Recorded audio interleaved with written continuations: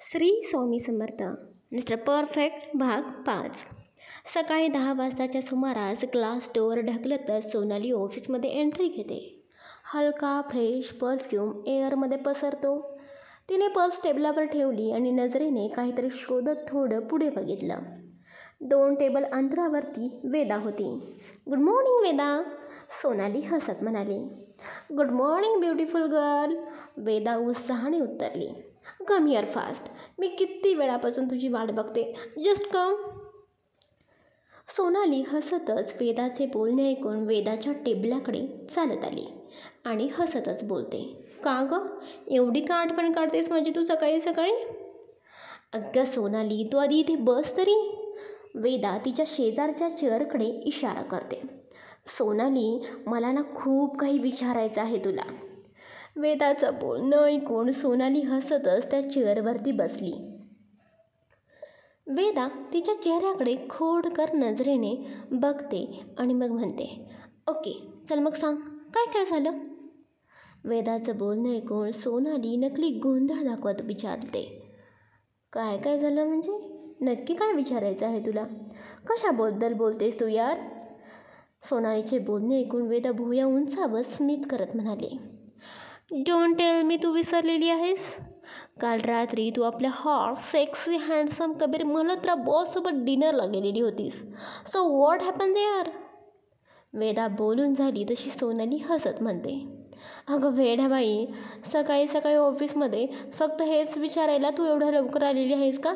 काही काम वगैरे नाही का तुझ्याकडे?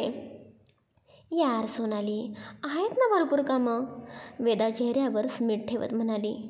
पण सोनाली, मी खरं तर तुला काल रात्रीच कॉल करणार होते. मग विचार केला सोनाली मॅडम तर मस्तपैकी कबीर सरांसोबत क्वालिटी टाईम स्पेंड करत असतील म्हणून डिस्टर्ब नाही केलं. But I want to know everything. काल काय काय झालं रात्री? कबीर सर काही बोलले का? म्हणजे ऑफिसमध्ये तर कबीर सर एकदम प्रोफेशनल असतात, पण बाहेर ते कसे होते? तुझ्याशी ते कसे वागले? तुला ते कसे वाटले? वेदाचे बोलणे ऐकून सोनाली हलकंसं ब्लश करत हसून म्हणाली. हो हो हो वेदा, सगळं काही सांगते मी. काही नाही, आम्ही काल जस्ट नॉर्मल भेटलो आणि सरांनी माझ्यासाठी एक सुंदर गुलाबांचा बुके आणलेला होता. चक्क गुलाबांचा बुके? वेदा खोडकर चेहऱ्याकडे चिडवली. अगं वेड्याबाई, मी त्यांना पार्टी देत होते ना, म्हणून त्यांनी मला एक छोटंसं रिटर्न गिफ्ट म्हणून बुके दिला. त्यानंतर आम्ही डिनर केला. डिनरनंतर सोनाली थोडा पॉज घेते. थांब थांब थांब, don't tell me dance, Veda डोळे मोठे करून विचारते. सोनाली हसत मान हलवते. अगं हो, ज्या हॉटेलमध्ये गेलो होतो तिथे काही कपल्स डान्स करत होते आणि तसं त्या हॉटेलचा थोडा रूलसुद्धा होता, थोडा का होईना डान्स करायचाच, म्हणून मग आम्ही थोडा डान्ससुद्धा केला. सोनालीचे बोलणे ऐकून वेदा डोळे मोठे करत नाटकी आवाजात म्हणाली. ओ माय गॉड सोनाली, खरंच तू काल रात्री कबीर सरांना डिनरला घेऊन सिक्सरच मारलायस आणि चक्क त्यांच्यासोबत डान्स करून आलेली आहेस. मजा आहे बाई तुझी. ती पुढे आवाज हळू करत पण उत्साह दडवून न शकत म्हणाली. सोनाली, तुला माहिती आहे ना, ऑफिसमधल्या बऱ्याच नाही तर ऑलमोस्ट सगळ्याच मुली कबीर सरांशी बोलण्याचा, त्यांच्या जवळ जाण्याचा प्रयत्न करतात, कारण ऑब्व्हियसली एव्हरीबडीज लव्स हिम. पण तू फक्त 2 आठवड्यातच सरांना चक्क डिनरला घेऊन आलीस. वेदा खोडकर नजरेने एक डोळा मारत हसली. नाव आय एम वंडरिंग, पुढे पुढे काय होतं हुज नोज? सोनाली हसत थोडी लाजत म्हणाली. वेदा, काहीही बोलतेस तू, एवढंसुद्धा काही झालं नाही, ओके? ती थोडं सिरियस टोन घेऊन पुढे म्हणाली. पण हो, आपल्या दोघींना प्रश्न पडला होता ना, सरांना गर्लफ्रेंड आहे का किंवा लग्न झाले का? तर काल त्यांच्या बोलण्यातून मला एक गोष्ट समजली, त्यांना गर्लफ्रेंड तर नाही आणि बायको तर नाहीच नाही. सोनाली स्मित करत हलक्या आवाजात म्हणाली. आय थिंक सर अजूनही सिंगल आहेत. सोनालीचं बोलणं ऐकून इकडे वेदा हलकासा हसली. तिने हळू सोनालीच्या खांद्यावरती हात ठेवला आणि तिच्याकडे मिनिंगफुली पाहत म्हणाली. मग तुझ्याकडे चान्स आहे बरं का आपल्या हॉट सेक्सी सरांच्या जवळ जाण्याचा. सोनालीचे बोलणे ऐकून वेदा हसत होती. तेच वेदा बोलतच एक डोळा मारते. सोनाली हसतच तिचा हात बाजूला करत म्हणाली, वेदा सिरियसली तुला खरंच वाटतं का की मी त्यांच्याबद्दल असा विचार करावा? का नाही सोनाली, वेदा पटकन म्हणाली. अगं सोनाली बघ ना, ऑफिसमध्ये डोक्याला कामाचा फुल ऑन शॉट असतो, पण लाईफमध्ये काहीतरी फन, काहीतरी गुड हवं ना. आणि कबीर सर तर आहेतच हॉट हँडसम, मग हरकत काय आहे विचार करायला? सोनाली थोडं गंभीरपणे म्हणाली. बट तशी फिलिंग पण यायला हवी ना यार, म्हणजे सरांबद्दल मला तसं वाटलं तर मी त्यांच्या बाबतीत विचार करेनच. वेदा हसत हात हलवत म्हणाली, येईल ग येईल, हळूहळू येईल. आता तर फक्त 2 आठवडे झालेत, तुलासुद्धा सरांविषयी थोडं वाटेलच ना. वेदा बोलून झाली तशी सोनाली हसतच तिच्याकडे बघून म्हणाली, वेदा तू तर माझी लव गुरु झालेली आहेस असं मला वाटतंय. हॉनेस्टली मला वाटलं नव्हतं की भेटल्यानंतर तुम्हाला अशा टाईपच्या सुद्धा काही गोष्टी सांगशील. सोनालीचे बोलणे ऐकून वेदा हसून खुर्चीत मागे टेकली. यार सोनाली, माझा फेस बघून ना तुम्हाला अजिबात जज करू नकोस. मी फक्त रिॲलिटी सांगत असते. माझ्या लाईफचा ना एकच सिम्पल फंडा आहे असं समज. आजची लाईफ फुल एन्जॉय करायची. उद्या काय होणार आहे कोणालाच माहिती नाही.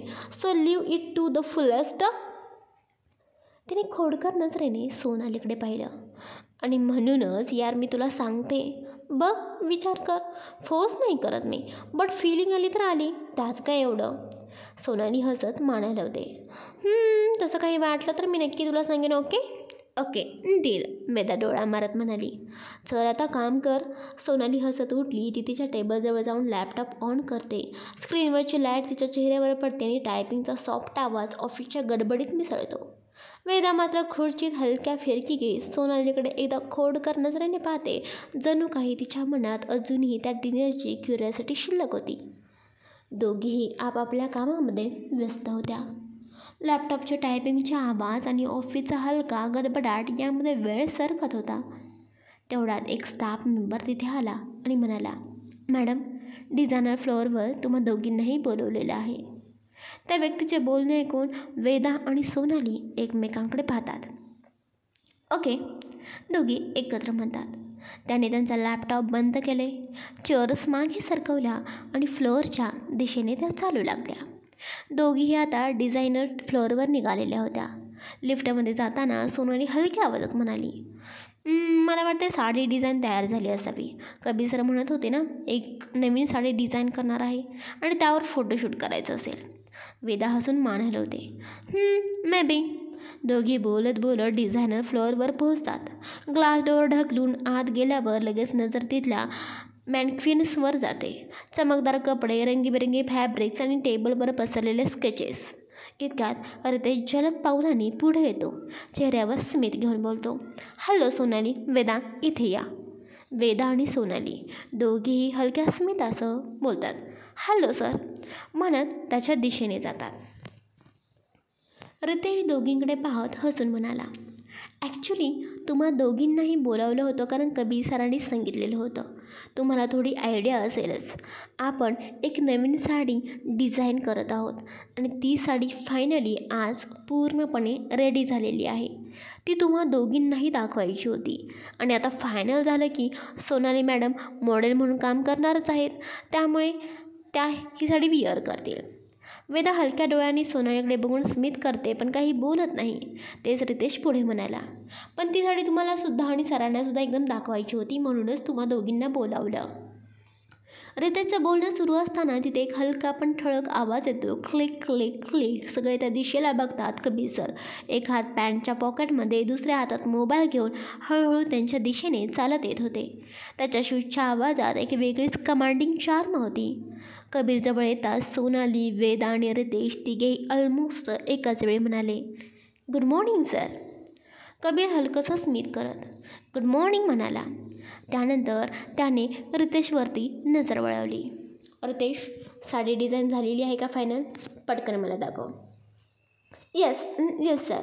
रितेश लगेच उतरला आणि डिझाईन दाखवायला वळला. रितेश पटकन बाजूला झाला आणि जवळच्या स्टँडवरून एक त्याने हँगर उचलला. त्या हँगरवर एक अप्रतिम साडी व्यवस्थितपणे अडकवलेली होती आणि त्या साडीसोबतच मॅचिंग ब्लाऊज देखील त्या हँगरवरती लटकत होते. तो दिघांच्या समोर आला आणि हलक्या हाताने साडी हँगरमधून बाजूला करत म्हणाला, सर, आपण डिझाईन केल्यानुसार आणि स्केच केल्यानुसार ही साडी आज फायनली तयार झाली आहे. तुम्ही पहा आणि चेंजेस असेल तर सांगू शकता. सोनाली आणि वेदा वरूनच त्या साडीवर नजर टाकत होत्या. पहिल्या कटाक्षातच ती अगदी ट्रान्सपरंट भासत होती. जणू प्रकाश तिच्यातून सरळ आरपार जात होता. कबीरने पुढे येत हँगरमधून साडी हातात घेतली. त्याने सावकाश ती उघडली. फॅब्रिकची गुळगुळीत सरसर आवाज करत त्याच्या बोटांमधून निसटत होती. ती पूर्णपणे प्लेन होती, पण त्यावर लहान लहान नाजूक डिझाईन्स हाताने काढलेले होते. इतकी बारीक की जवळ गेल्यावर ती नीट दिसत होती. कबीरने नंतर मॅचिंग ब्लाऊज उचलला. ब्लाऊजचा कट एकदम बोल्ड होता. खांद्यावर फक्त एक पातळ पट्टी, मागे केवळ 2 स्ट्रॅप्स, एक वरती आणि एक खाली. पुढे नेकलाइन इतका डीप की तो एक नजर टाकताच लक्ष वेधून घ्यावा. वेदा आणि सोनाली दोघींची नजर त्या ब्लाऊजवर टिकून राहिली. वेदाच्या चेहऱ्यावर खोडकर स्मित होतं, तर सोनाली थोडी संकोचूनही ती नजर दुसरीकडे वळवू शकली नव्हती. कबीर मात्र शांतपणे साडी पुन्हा हातात नीट धरून तिच्या फॅब्रिकची क्वालिटी आणि फ्लो तपासत होता. कबीरच्या नजरा साडीवर खेळलेल्या होत्या. त्याने फॅब्रिक बोटामध्ये धरून हलके सरकवलं. नाजूक आवाज करत कपडा त्याच्या तळहातातून निसटत होता. ब्लाऊजच्या कटपासून ते साडीच्या हलक्या चमकदार पृष्ठभागापर्यंत तो प्रत्येक डिटेल बारकाईने ऑब्झर्व करत होता. सगळं नीट तपासून झाल्यानंतर त्याने रितेशकडे नजर वळवली. रितेश, साडी हातात घेतल्यावर फील खूप चांगली आहे. फॅब्रिक, डिझाईन सगळं परफेक्ट दिसतंय. ब्लाऊजसुद्धा एकदम ऑन पॉईंट आहे. पण ही साडी ट्रान्सपरंट असल्यामुळे ती मॉडेलवर कशी दिसते हे मला आधी पाहावं लागेल. परफेक्ट बसली तर आपण फोटोशूट करू. काही बदल हवेत का तेही कळेल. साडी ही अशी गोष्ट आहे जी विदाऊट ट्राईंग तिच्या चुका कळत नाहीत. सो मला ती मॉडेलवर बघावीच लागेल. Okay sir, no problem, Ritesh मान हलवत म्हणाला. इतक्यात वेदा हलकीच सोनालीच्या जवळ सरकली आणि कुजबुजली. या सोनाली, कसली ट्रान्सपरंट साडी आहे ना ही. आपण नसले तर फुल बॉडी शेप आहे तसा दिसेल. किती बोल्ड वाटेल ना. वेदाचं बोलणं कबीरच्या कानावर पडलं. तो एक कटाक्ष तिच्याकडे टाकत शांतपणे म्हणाला, मिस वेदा, तुम्हाला माहिती आहे ना, आपली कंपनी वर्सटाईल डिझाईन्स करते. सिम्पल लोकांसाठी सुद्धा आणि अगदी मॉडर्न मॉडेल्स, हिरोईनसुद्धा. त्यामुळे डिटेल्स बारकाईने घ्यावे लागतात. ही साडी मार्केटमध्ये आली की बिलीव्ह मी ती व्हायरल होणार, कारण आपली क्वालिटी आणि डिझाईन तसंच असतं. कबीरच्या शब्दावर वेदाने पटकन सोनालीकडे पाहत हसून म्हटलं, हो सर, मला सुद्धा ही साडी खूप आवडली. सोनालीवर तर ती वनवर्ड ज्युरियस बॉडी शेप उठून दिसेल. सोनालीने मोठ्या डोळ्यांनी वेदाकडे पाहत तिला खुणावलं, शांत रहा. दोघींमध्ये तो छोटासा खेळकर मुवमेंट होताच, पण सोनालीच्या चेहऱ्यावरचा संकोच आणि वेदाच्या डोळ्यातील खोडकर चमक दोन्ही कबीरच्या नजरेतून सुटलेले नव्हते. कबीरने हातातली साडी पुन्हा नीट पाहिली. मग शांतपणे ऑथॉरिटी भरलेल्या आवाजात सोनालीकडे पाहत म्हणाला, मिस सोनाली, ही साडी तुम्ही आता लगेचच ट्राय करा. मला यामध्ये काही पॉईंट्स पर्सनली व्हेरीफाय करायचे आहेत. Fit, fall, overall look. मॉडेलने ट्राय केल्याशिवाय ते मला अजिबात कळणार नाही. तो एक पाऊल पुढे सरकत हलक्या स्वरात पुढे म्हणाला, साडी जर परफेक्ट दिसली तर आपण ही साडी फायनल करू. काही चुका असतील तर त्या लगेच रेक्टिफाय करून मगच फोटोशूटला जाऊ. कबीरने मग किंचित गंभीर टोन घेतला. I will be in my cabin and one thing, once you wear it you cannot step out the here. The design is not final yet, आणि जर फायनल जरी असली तरीही आपण असं डिझाईन पब्लिकली शो करत नाही. सम creations R mean to be कॉन्फिडेंटल, अगदी ऑफिस स्टाफपासूनही. तो रितेशकडे पाहत म्हणाला, डिझाईन रिलेटेड इन्फॉर्मेशन फक्त लीड डिझायनर, त्याचा स्टाफ आणि मॉडेलिंग टीमलाच माहिती असतं. That's it. इतकं बोलून कबीरने साडी रितेशकडे दिली. सोनालीकडे एक स्थिर नजर टाकली आणि न वळता आपल्या केबिनकडे तो निघून गेला. त्याच्या चालण्यात तीच हॅबिच्युअल कॉन्फिडंट होती.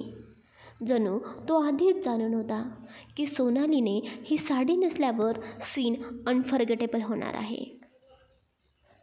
कबीर तिथून निघून गेल्यानंतर रितेशने हळूच हातातली साडी सोनालीच्या हातामध्ये दिली.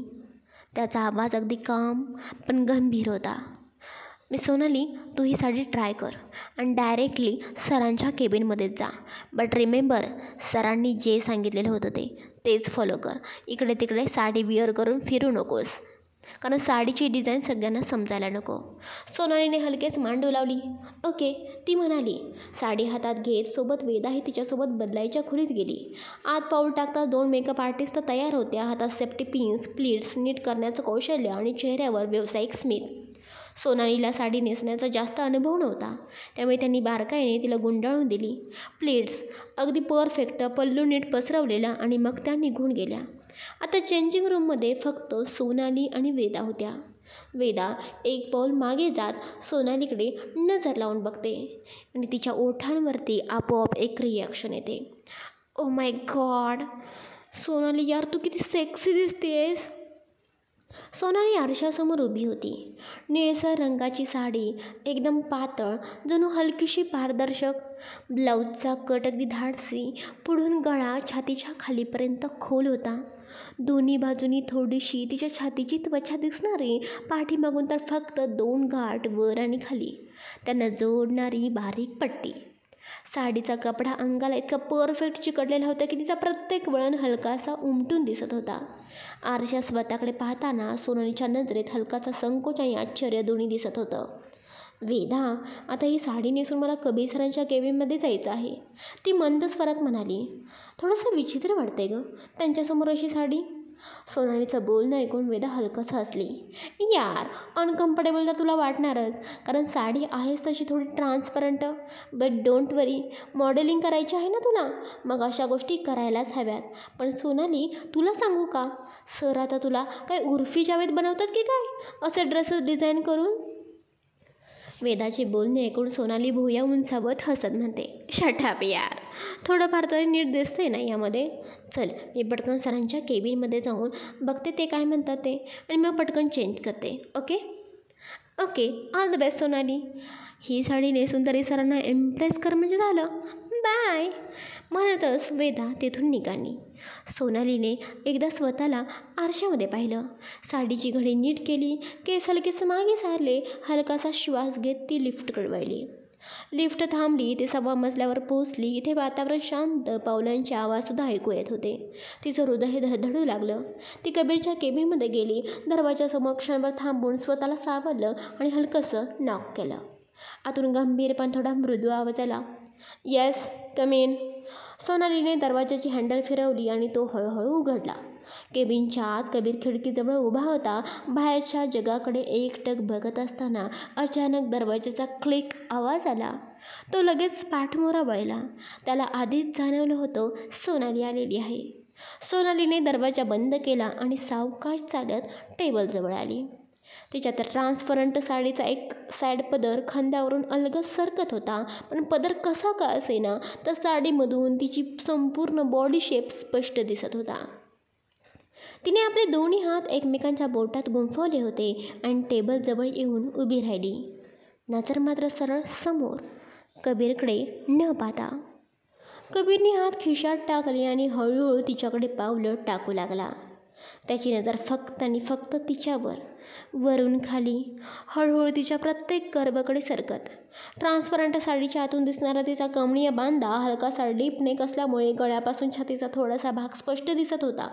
पाठमोरा उघडा पाठ, सडपातळ कंबर, हलकं वाकलेलं पोट आणि त्या साडीच्या फॅब्रिकमधून उमटणारे तिचे बारीक बॉडी डिटेल्स जणू प्रकाशात आकार रंगवलेले गेले होते. केबिनमध्ये त्या क्षणी फक्त 2 गोष्टी होत्या, सोनालीचा शांत श्वास आणि कबीरची नजर, जी तिच्यावर एक क्षणही हटायला तयार नव्हती. सोनालीचं लक्ष अजूनही कबीरकडे नव्हतं. ती फक्त नजर पुढे घेऊन चेअरकडे बघत उभी होती. मनात मात्र एकच प्रश्न, आता तो काय बोलेल.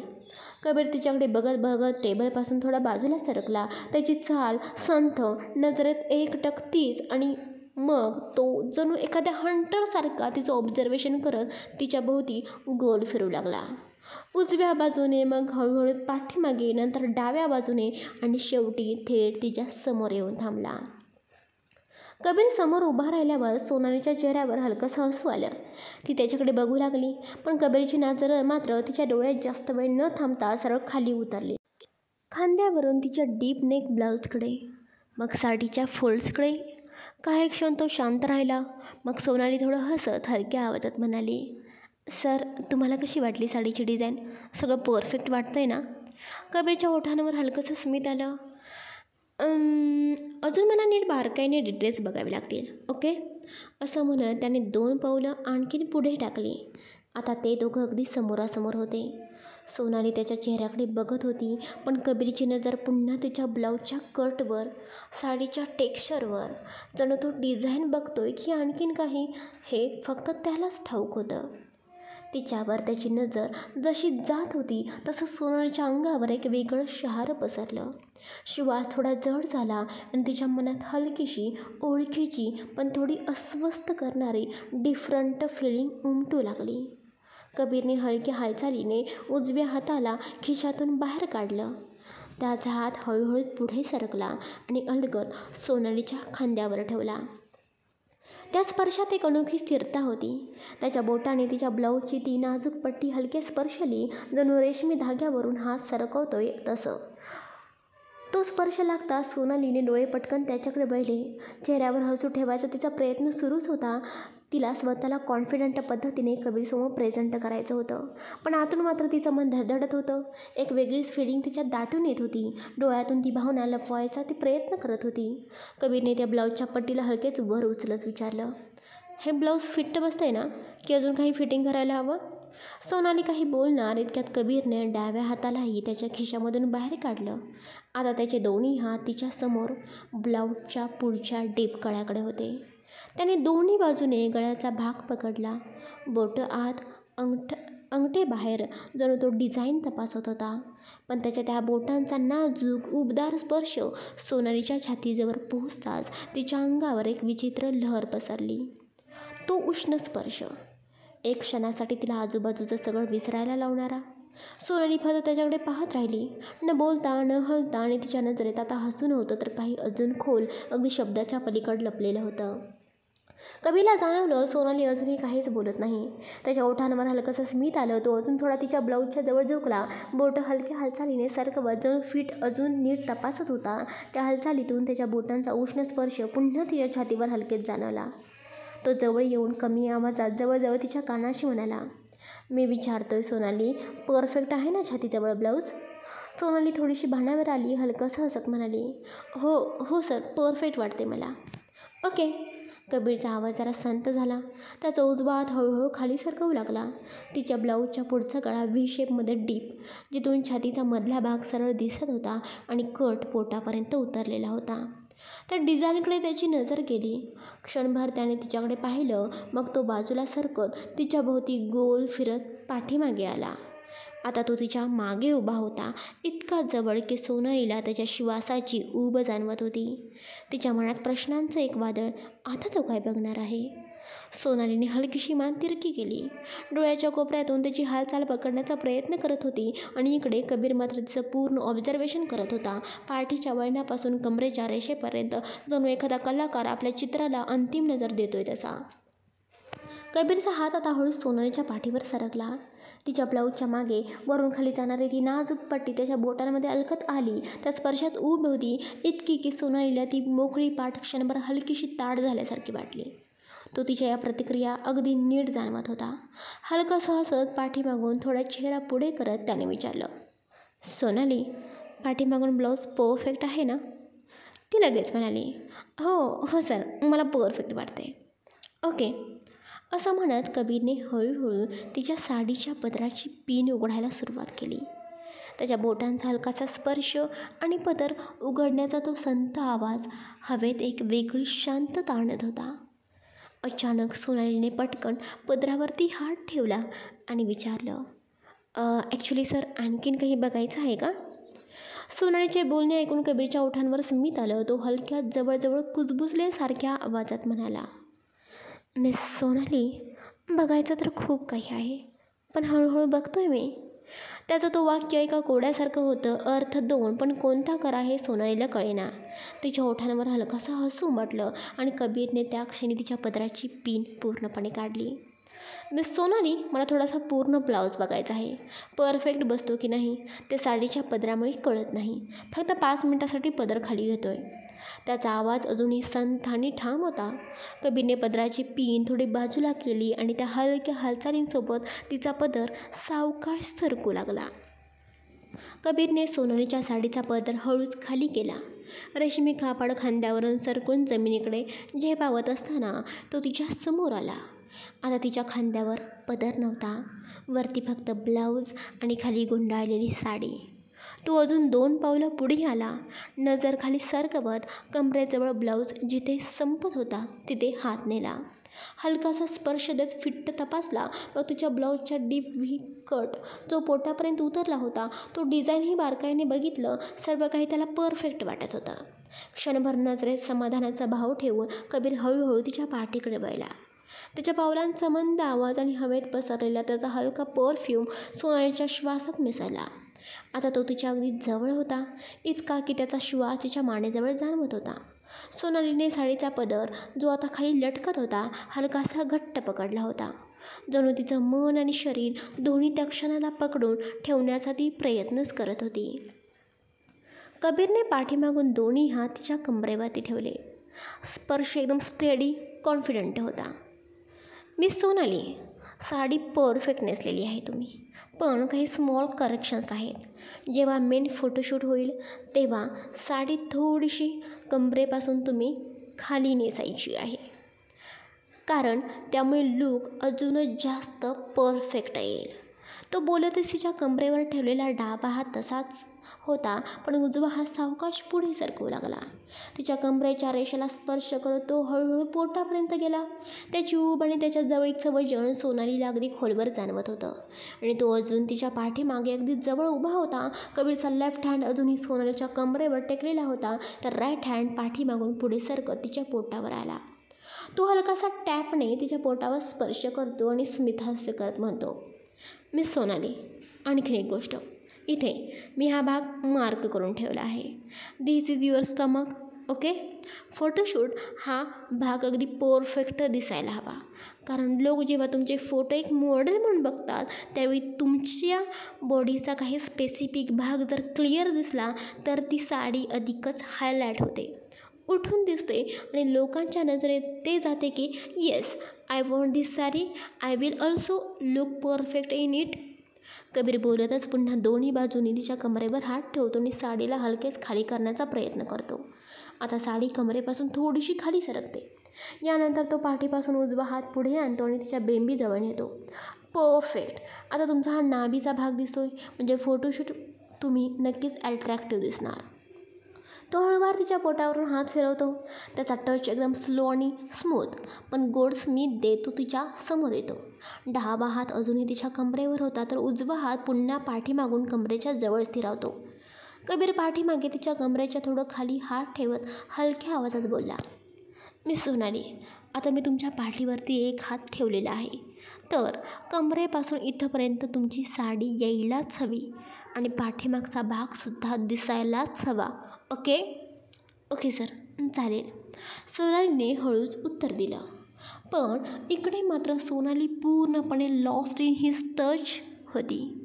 त्याचा हात अजूनही तिच्या पाठीवर होता, अगदी गरम, आणि तो इतका जवळ उभा होता की तिचं हृदय जोरात धडधडत होतं. तिच्या साडीचा पदर खाली होता आणि ती फक्त त्या चेस्ट कव्हरिंग ब्लाऊजमध्ये त्याच्यासमोर उभी होती. तिला वाटत होतं की हा क्षण थांबावा, कारण त्याच्या प्रत्येक स्पर्शाने तिच्या श्वासाचा रिदम बदलत होता. कबीर थोडासा पाठीमागे सरकतो, पूर्णपणे सोनालीकडे बघत बोलतो, काही चेंजेस मी नोटीस केलेत, त्यांचे डिटेल्स मी रितेशला सांगेल, ओके. आणि मग उद्यापर्यंत आपण यावर फोटोशूट करूया. आज ते चेंजेस नक्कीच होतील. हो सर, चालेल. साडीचा पदर पटकन आहे तसा खांद्यावर टाकत सोनाली बोलते. कबीर परत त्याच्या चेअरवर जाऊन बसतो. टेबलवर हात ठेवून थोडा पाठीमागे टेकतो. Miss Sonali, please seat. काही गोष्टी मला क्लिअर करायच्या आहेत. Okay sir, thank you. कबीरच्या समोर सोनाली बसते आणि त्याच्याकडे बघते. कबीरचा आवाज ठाम पण शांत होता. मिस सोनाली, मी या गोष्टी आत्ताच तुमच्यासमोर क्लिअर करतोय, कारण तुमच्यासमोर बोलणं मला थोडं गरजेचंच वाटतंय. तुम्हाला वाटत असेल मी तुम्हाला केबिनमध्ये बोलून साडी एवढी नोटीस का करतो, तर माझ्यासाठी प्रत्येक डिझाईन एकदम परफेक्ट असायला हवी. आणि ती तुम्ही साडी घातल्यानंतर मी बघतोय असंही वाटेल. पण काय होतं, एखाद्याने साडी घातली तर काही मिस्टेक्स एका मिनिट्समध्येच लगेचच डोळ्यामध्ये येतात. त्या चुका जरी लहान असल्या तरी फोटोशूटमध्ये मला 0 एरर्स हवे असतात. म्हणून मी जे पॉईंट्स तुम्हाला सांगितले ते एक्झॅक्टली लक्षात ठेवा. मी मेकअप आर्टिस्टलाही काही स्पेसिफिक गोष्टी सांगेल ज्या तुम्हाला परफेक्ट साडी नेसवतील. ओके सर, सोनाली बोलते. तेच कबीर थोडा गंभीर आणि प्रोफेशनल टोनमध्ये बोलतो. मी सोनाली, आणखीन एक महत्त्वाची गोष्ट सांगतो. मी अगदी परफेक्ट गोष्टींचा माणूस आहे. कोणताही ड्रेस, कोणतीही साडी असो, त्याची डिझाईन, फिटिंग, फॅब्रिक, फॉल सगळं मी डिटेलमध्ये बघतो. लांबून मी जजमेंट अजिबातच देत नाही. मॉडेलच्या जवळ गेल्याशिवाय, हाताने फील केल्याशिवाय मला ते परफेक्ट आहे का की नाही हे समजतच नाही. आणि मॉडेललासुद्धा बऱ्याच गोष्टी नक्की समजत नाहीत. कुठे फिटिंग टाईट आहे, कुठे लूज आहे. म्हणून माझी वर्किंग स्टाईल अशी आहे की मी जवळ येऊन सगळं काही नीट चेक करत असतो.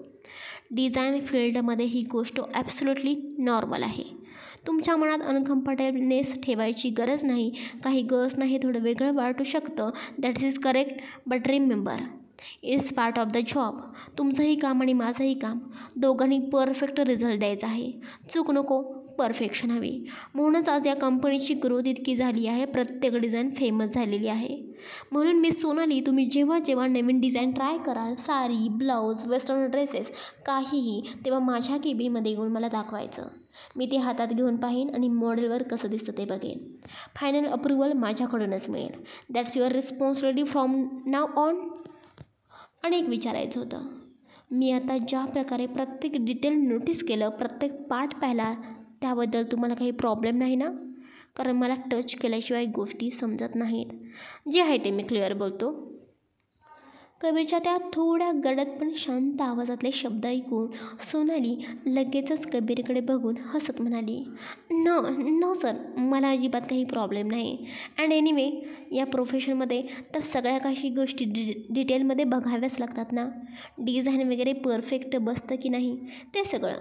सो तुम्ही तुमचं काम करा. नो प्रॉब्लेम सर, मला खरंच काही प्रॉब्लेम नाही. कबीरच्या ओठांवर हलकंसं स्मित आलं. तो हलकेच खुर्चीवर रेलून म्हणाला, okay miss Sonali, that's good. मी सांगतो सोनाली, तुम्ही असंच मला सपोर्ट करत राहिलात ना, तर मी खात्री देतो माझ्या सपोर्टने आणि तुम्ही मला योग्य रिस्पॉन्स दिलात तर तुमच्या रिस्पॉन्सने तुमचं सगळं काही चांगलं होईल. अँड ट्रस्ट मी, पुढे जाऊन या मॉडेलिंग फील्डमध्ये तुमची ग्रोथ नक्कीच होईल. ओके, रिस्पॉन्स दिला तर तुमचं सगळं काही चांगलं होईल. या वाक्यावर सोनालीच्या मनात क्षणभर काहीतरी वेगळाच विचार चमकून गेला. कबीरचा टोन नक्की कशाकडे इशारा करत होता? तो प्रोफेशनल होता का की काही पर्सनल अर्थ लपलेला होता? तिच्या डोळ्यात एक क्षण कुतूहल चमकलं होतं. तिने हळूच कबीरकडे पाहिलं, हलकीशी स्माईल दिली आणि ती बोलते, ओके सर, चालेल, नक्कीच. थँक्यू सो मच सर, तुम्ही खरंच मला खूपच जास्त सपोर्ट करता, ती म्हणाली. आणि तिच्या ओठांवरचं हसू थोडं जास्त वेळ टिकून राहिलं. कबीर थोडासा स्मित करत हातातील फाईल बंद करत बोलतो, ओके मिस सोनाली, आता तुम्ही जाऊ शकता. बाकीच्या डिटेल्स मी सगळ्या काही रितेशला सांगतो. अँड येस, ती साडी तुम्ही चेंज करून रितेशकडे द्या. त्यानंतर फोटोशूट वगैरे पुढे तुम्हाला सगळ्या काही गोष्टी समजून घ्यायच्या आहेत. सोनाली थोडी हसत हलक्या आवाजात म्हणाली, okay sir, thank you so much. Sonali हळूहळू खुर्चीवरून उठते. तिच्या पावलांचा आवाज केबिनच्या शांत वातावरणात हलका पण स्पष्ट ऐकू येतो. ती दरवाजाकडे चालत असते, पण तिच्या नकळत तिची नजर पुन्हा एकदा कबीरकडे वळते. कबीर तिच्याकडे पाहतच असतो. डोळ्यात हलकीशी स्माईल आणि चेहऱ्यावर एक अनोखा कॉन्फिडन्स. ती दरवाजातून बाहेर पडते. तोपर्यंत त्याची नजर तिच्यावरच खिळलेली असते. दरवाजा बंद होताच कबीर हलक्या श्वासासोबत परत आपल्या टेबलकडे वळतो. फाईल उघडतो आणि कामात गुंततो. पण त्याच्या ओठांवर अजूनही तेच हलकंसं स्मित टिकून असतं. चला गाईज, आजचा हा पाठ कसा वाटला? भरभरून कमेंट्स नक्की करा, कारण तुमच्या कमेंट्सवर पुढचा ट्विस्ट ठरेल. आणि हो, सबस्क्राईब, लाईक आणि शेअर केल्याशिवाय अजिबात पुढे जाऊ नका.